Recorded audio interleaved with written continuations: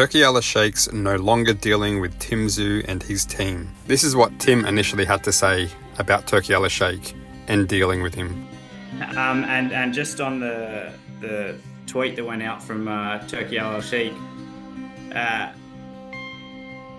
so in your mind, are you keen to work with him in the future? Like, would it be a disaster if that kind of door was closed in your mind?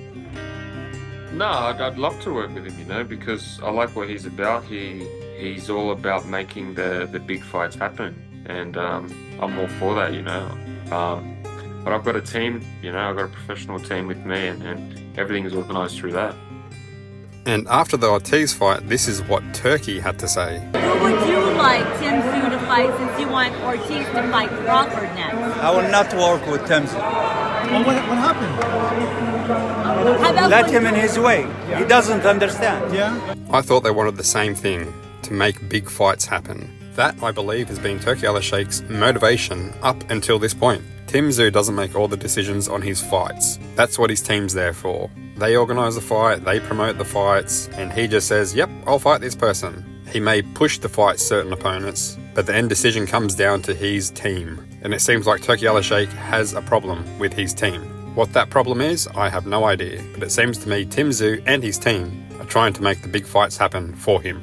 And it also seems to me like Turki Al-Sheikh is just becoming like all the other promoters and people in the boxing industry, letting their emotional reactions and egos push the decisions that they make. For example, Canelo stating he doesn't want to discuss a potential fight with Crawford because he's focusing on the fight that he's fighting now. That's fair enough, but that wasn't a good enough response for Turki Al-Sheikh.